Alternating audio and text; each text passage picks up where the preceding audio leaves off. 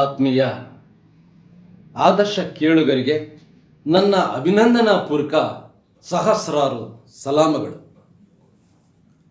ಬಂಧುಗಳೇ, ಮಾರಕ ರೋಗವಾದಂತಹ COVID-19 corona virus ವಿರುದ್ಧ ನಾವೆಲ್ಲರೂ ಹೋರಾಡಬೇಕಾಗಿದೆ.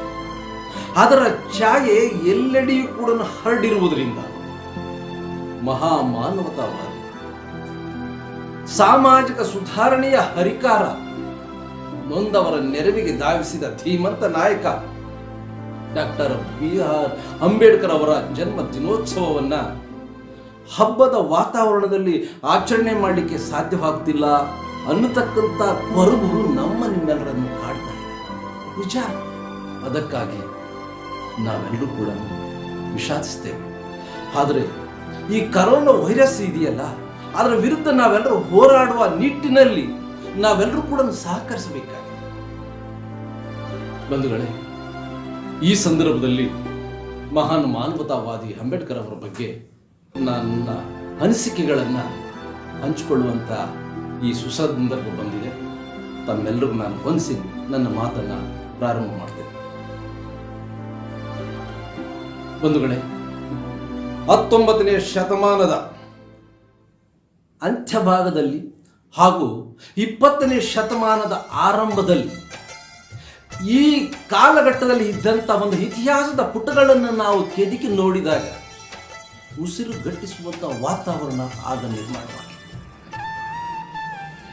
ಅಂದಿನ ಕಾಲಘಟ್ಟದಲ್ಲಿ ಈ ದೇಶದಲ್ಲಿ, ಈ ರಾಜ್ಯದಲ್ಲಿ, ಈ ಸಮಾಜದಲ್ಲಿ ಯಾರು ತಲಾಂತರಗಳಿಂದ ಸಾಮಾಜಿಕವಾಗಿ ಬಹಿಷ್ಕರಿಸಲ್ಪಟ್ಟಿದ್ದರೋ, ಯಾರು ಜ್ಞಾನದ ಬೆಳಕಿನಿಂದ ವಂಚಿತರಾಗಿದ್ದರೋ, ಯಾರು ತಮ್ಮ ರಾಜಕೀಯ ಹಕ್ಕುಗಳಿಗಾಗಿ ಪರಿತಪಿಸುತ್ತಿದ್ದರೋ, ಯಾರು ಆರ್ಥಿಕವಾಗಿ ಶೋಷಣೆಗೆ ಒಳಪಟ್ಟಿದ್ದರೋ, ಯಾರು ಧಾರ್ಮಿಕ ವಿಧಿವಿಧಾನಗಳಿಂದ ಬಂಧಿಸಲ್ಪಟ್ಟಿದ್ದರೋ ಅಂತವರ ಬದುಕಿನಲ್ಲಿ ಕಾರ್ಮೋಡದ ಕಗ್ಗತ್ತಲು ಕವಿದಿರತಕ್ಕಂತಹ ಸಂದರ್ಭದಲ್ಲಿ ಸಿಡಿಲಿನಂತೆ ಸಿಡಿದು ಹೋರಾಟದ ಕಿಚ್ಚನ್ನು ಒತ್ತಿಸಿ ನಿಷ್ಕರ್ಣಿಗಳ ಹೃದಯದಲ್ಲಿ ನಡುಕವನ್ನು ಹುಟ್ಟಿಸಿದ ಧೀಮಂತ ನಾಯಕ ಡಾಕ್ಟರ್ BR ಅಂಬೇಡ್ಕರ್.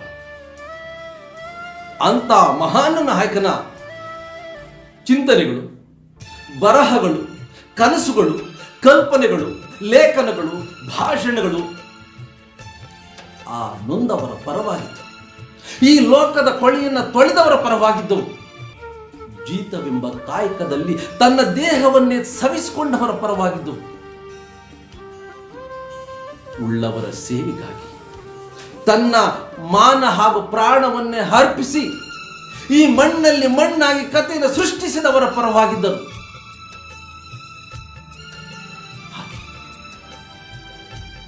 ಮಡಿವಂತಿಕೆಯ ನೆರಳಿನಲ್ಲಿ ಮನ ನೊಂದವರ ಪರವಾಗಿದ್ದು ಅಂತ ಮಹಾನ್ ನಾಯಕನ ಹೋರಾಟದ ಪ್ರತಿಫಲವನ್ನು ಪಡೆದು ಪ್ರಗತಿಯ ಪಥದಲ್ಲಿ ಮುಂದೆ ಸಾಗುತ್ತಿರ್ತಕ್ಕಂಥ ನಾವುಗಳು ವಾಸ್ತವಿಕವಾಗಿ ಪ್ರಸ್ತುತದಲ್ಲಿ ಸಾರ್ವಜನಿಕ ಕ್ಷೇತ್ರದಲ್ಲಿ ಕರ್ತವ್ಯವನ್ನು ನಿರ್ವಹಣೆ ಮಾಡ್ತಿರುವಂತಹ ಅಧಿಕಾರಿಗಳು ಯಾರಿದ್ದಾರೆ, ಆ ವಿದ್ಯಾವಂತ ಅಧಿಕಾರಿಗಳಲ್ಲಿ ಸುಪ್ತಾವಸ್ಥೆಯಲ್ಲಿರ್ತಕ್ಕಂಥ ಮಾನವೀಯ ಮೌಲ್ಯಗಳನ್ನು ನಾವೆಲ್ಲರೂ ಕೂಡ ಪ್ರಜ್ಞಾವಸ್ಥೆಗೆ ತರಬೇಕಾದಂಥ ತುರ್ತು ನಿಮ್ಮೆಲ್ಲರ ಮೇಲೆ ಇದೆ. ನೋಡಿ, ಈ ಪ್ರಜ್ಞಾವಂತ ವಿದ್ಯಾವಂತರು ಯಾರಿದ್ದಾರೆ ಸಾರ್ವಜನಿಕ ಕ್ಷೇತ್ರದಲ್ಲಿ ಕಾರ್ಯವನ್ನು ನಿರ್ವಹಣೆ ಮಾಡ್ತಕ್ಕಂಥ ಅಧಿಕಾರಿಗಳು, ಅವರು ಯಾರಿಂದಲೂ ಏನನ್ನೂ ಕೂಡ ನಿರೀಕ್ಷೆ ಮಾಡದೆ ಕಾಯಕವಿ ಕೈಲಾಸ ಅನ್ನತಕ್ಕಂಥ ಬಸವಣ್ಣನವರ ಆದರ್ಶದಂತೆ, ತತ್ವದಂತೆ ತನ್ನ ಆತ್ಮ ತೃಪ್ತಿಗೋಸ್ಕರ ಆದರೂ ಕರ್ತವ್ಯವನ್ನು ನಿರ್ವಹಿಸಿದ್ದೇ ಆದರೆ ಸರ್ವರಿಗೂ ಕೂಡ ಮಾದರಿಯಾಗಿ ಸಮಾಜದಲ್ಲಿ ಪೂಜ್ಯ ಸ್ಥಾನವನ್ನು ಪಡೆಯುವುದರಲ್ಲಿ ಎಳ್ಳಷ್ಟು ಸಂಶಯವಿಲ್ಲ. ಬಂಧುಗಳೇ, ಶೋಷಿತ ಸಮುದಾಯಗಳಿಂದ ಇನ್ನೂ ಹೆಚ್ಚು ಹೆಚ್ಚು ವಿದ್ಯಾವಂತರು ಉದಯವಾಗಬೇಕಾಗಿದೆ.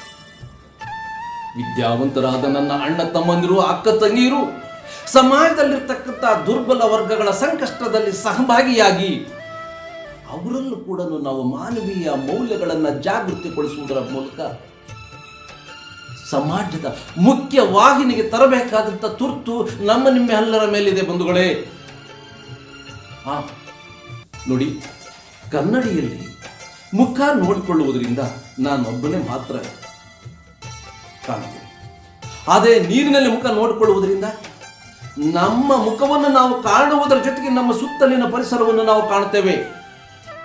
ಅಂದರೆ ನನ್ನ ಯೋಗಕ್ಷೇಮ ಮಾತ್ರ ನೋಡಿಕೊಳ್ಳುವುದು ಒಳ್ಳೆಯದಲ್ಲ, ನನ್ನ ಸುತ್ತಮುತ್ತಲೇ ಇರತಕ್ಕಂಥವರ ಯೋಗಕ್ಷೇಮವನ್ನು ನೋಡಿಕೊಳ್ಳಬೇಕನ್ನತಕ್ಕಂಥ ಒಂದು ಅರ್ಥವಂತಿಕೆಯನ್ನು ನಾವೆಲ್ಲರೂ ಕೂಡ ಇಲ್ಲಿ ನಾವು ಮನಗಾಣಬೇಕಾಗಿದೆ ಬಂಧುಗಳೇ.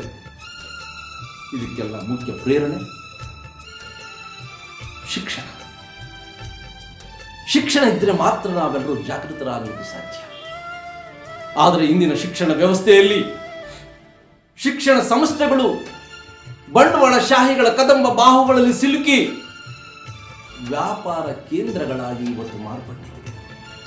ಈ ಶಿಕ್ಷಣ ಸಂಸ್ಥೆಗಳು ಅಸಮಾನತೆಯ ಶಿಕ್ಷಣದ ವ್ಯವಸ್ಥೆಯನ್ನು ಹುಟ್ಟು ಹಾಕ್ತಾ ಇವೆ.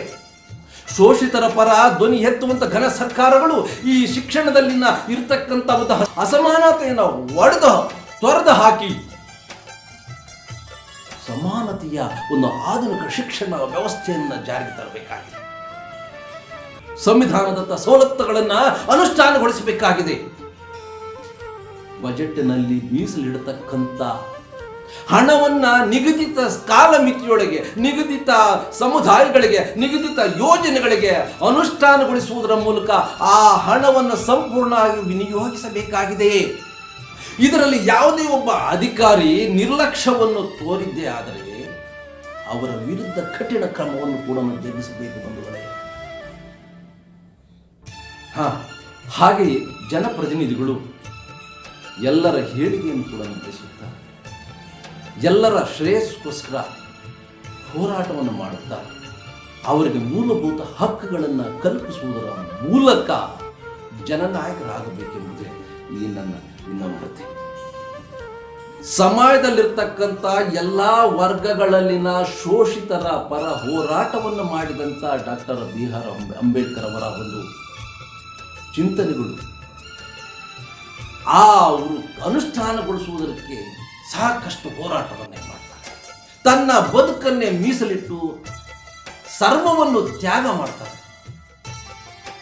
ಸದಾ ಅವರಿಗಾಗಿ ಕನವರಿಸುತ್ತಾ ಚಿಂತಿಸುತ್ತಾ ಇದ್ದಂಥ ಆ ಮಹಾನ್ ನಾಯಕನ ನೇರ ನುಡಿಗಳನ್ನು ಮತ್ತೊಮ್ಮೆ ನಾನು ಈ ಸಂದರ್ಭದಲ್ಲಿ ಅಭಿವ್ಯಕ್ತಗೊಳಿಸಲಿಕ್ಕೆ ನಾನು ಇಚ್ಛೆ ಪಡ್ತಾ ಇದ್ದೇನೆ.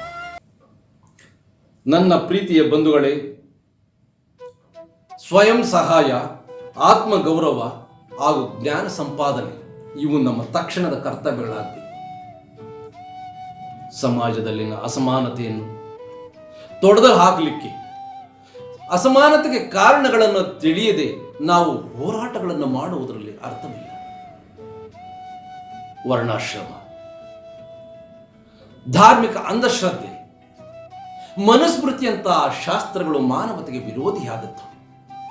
ಅವುಗಳನ್ನು ತಕ್ಷಣ ಮನಸ್ಸುಗಳಿಂದ ಕಿತ್ತು ಹಾಕಬೇಕು. ಇದಕ್ಕಾಗಿ ನಾವು ಮಾಡತಕ್ಕಂಥ ಹೋರಾಟಗಳು ನಿರಂತರವಾಗಿರಬೇಕು. ಹೋರಾಟಗಳು, ಸತ್ಯಾಗ್ರಹಗಳು ಹಿಂಸೆಯಿಂದ ಕೂಡಿರಬಾರದು. ಹಿಂಸೆ ಅನ್ನುವುದು ಒಬ್ಬ ವ್ಯಕ್ತಿಯ ಕೊನೆಯ ಅಸ್ತ್ರವಾಗಬೇಕೇ ಹೊರತು ಅದು ದೈನಂದಿನ ಅಸ್ತ್ರವಾಗಬಾರದು. ಗಾಳಿ, ನೀರು, ಭೂಮಿ ಇವುಗಳಿಂದ ವಂಚಿತರಾದ ನನ್ನ ಜನ ದುಃಖ ಸಾಗರದಲ್ಲಿ ಮುಳುಗಿದ್ದಾರೆ. ಭೂಮಿಯನ್ನೇ ಹಾಸಿಗೆಯನ್ನಾಗಿ ಮಾಡಿಕೊಂಡು, ಆಕಾಶವನ್ನೇ ಹೊದಿಕೆಯನ್ನಾಗಿ ಮಾಡಿಕೊಂಡು ಕಾಡು ಮೇಡುಗಳಲ್ಲಿ ಅಲಿತಾ ಇದ್ದಾರೆ. ಊರಾಚೆ, ನೀರಾಚೆ, ನೆಲದಾಚೆ ದುಡಿಮೆಯನ್ನೇ ಗಡಿ ಮಾಡಿಕೊಂಡು ತನ್ನ ಕೈಗಳಿಗೆ ಸರಪಳಿಗಳನ್ನು ಕಟ್ಟಿಸಿಕೊಂಡು ತೆವಳುತ್ತಿದ್ದಾರೆ. ಮೊದಲು ಅವರ ಬಿಡುಗಡೆ ಕಾಣಬೇಕು. ಬಿಡುಗಡೆ ಅನ್ನುವುದು ಕೇಳಿ ಪಡೆಯುವುದು ಅಲ್ಲ, ಕರುಣೆಯಿಂದ ದಕ್ಕುವುದು ಅಲ್ಲ. ಅದನ್ನು ಹೋರಾಟದ ಮೂಲಕ ಕಿತ್ತುಕೊಳ್ಳಬೇಕೇ ಹೊರತು ಕೇಳಿ ಪಡೆಯಲಿಕ್ಕೆ ಸಾಧ್ಯವಿಲ್ಲ. ಬನ್ನಿ ಬನ್ನಿ, ನಮ್ಮೊಂದಿಗೆ ಹೆಜ್ಜೆ ಹಾಕಿ. ನಿಮ್ಮಿ ಹೋರಾಟದ ಹೆಜ್ಜೆಗಳಿಗೆ ಕಿವಿ ಗಡಿಚಿಕ್ಕುವ ಗೆಜ್ಜೆಗಳನ್ನು ಕಟ್ಟಿ ನಾವು ಮುಂದೆ ಸಾಗೋಣ. ಮುಂದಿನ ದಾರಿ ತಾನಾಗಿ ತೆರೆದುಕೊಳ್ಳುತ್ತದೆ. ಭಾರತ ದೇಶವೆಂದರೆ ಬಂಡವಾಳಶಾಹಿಗಳು ಶ್ರೀಮಂತರ ಬದುಕುವ ದೇಶವಲ್ಲ, ಬಡವರಿಗೂ ಬದುಕುವ ಹಕ್ಕಿದೆ ಅನ್ನೋದನ್ನ ಜಗತ್ತಿಗೆ ಸಾರೋಣ. ಬನ್ನಿ, ನಾವೆಲ್ಲರೂ ಕೂಡಿ ಬಾಳೋಣ. ಬಂಧುಗಳೇ, ನಾನು ಸ್ವಯಂ ಸಹಾಯ, ಆತ್ಮಗೌರವ ಇದರಲ್ಲಿ ನಾನು ನಂಬಿಕೆ ಇಟ್ಟು I just believe in organizing, agitating and educating my people to live in society of our country.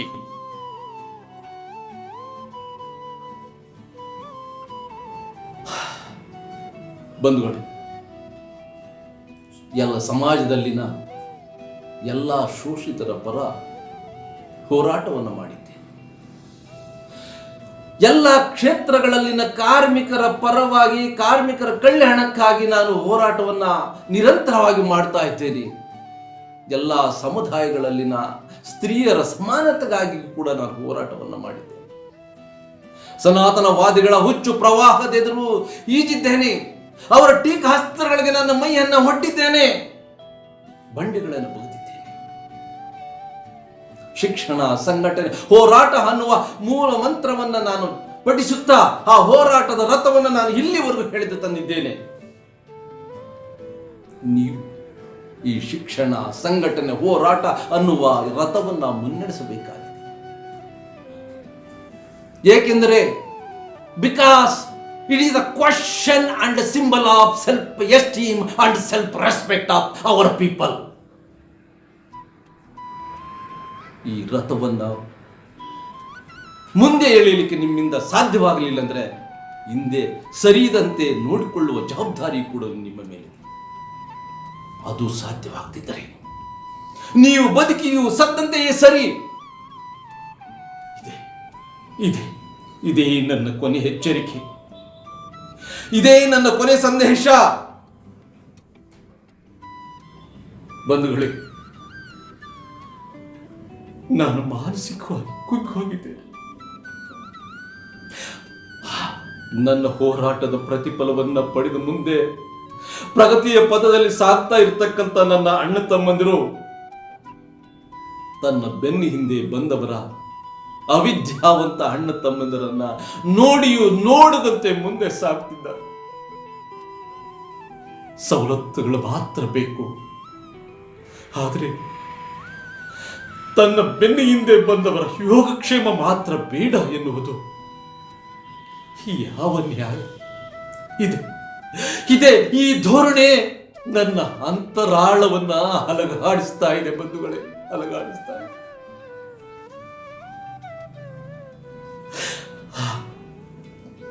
ನನ್ನ ಜನ ಅಪಾಯದ ಹಂಚಿನಲ್ಲಿ ಸಿಲುಕಿದ್ದಾರೆ ಅಂತ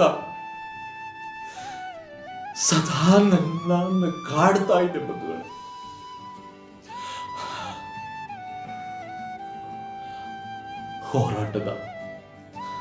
ಹೋರಾಟದ ಹೊಂಬೆಳಕು ಅವರನ್ನು ಮುನ್ನಡೆಸಿ, ಹೋರಾಟದ ಹೊಂಗಿರಣ ಅವರನ್ನು ರಕ್ಷಿಸಲಿ. ಬುದ್ಧಂ ಶರಣಂ ಗಚ್ಚಾಮಿ, ಧಮ್ಮಂ ಶರಣಂ ಗಚ್ಚಾಮಿ, ಸಂಘಂ ಶರಣಂ ಗಚ್ಚಾಮಿ. ವಂದೇ ಮಾತರಂ.